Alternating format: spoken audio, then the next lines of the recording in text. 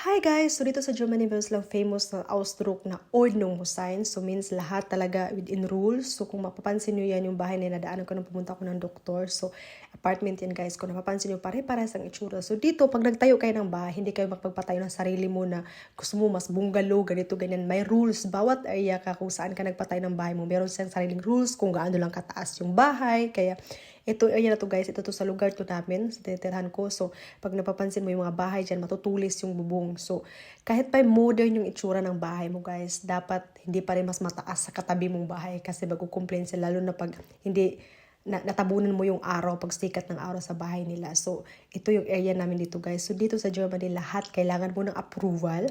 May tinatawag silang Baugenehmigung pag nag-build ka ng bahay. So, ito guys, bagong-bago to. Sa sunod lang to ng bahay namin. So, yung taas niya, parang ganoon lang din sa taas ng bahay namin. So, itong puno na to guys, sa bahay din namin to. So, kung paputol namin yan, kailangan namin magpaalam sa Rathaus. Kahit bahay namin yan. So, ganun dito, lahat may rules. Lahat kailangan may approval. So, yun lang guys.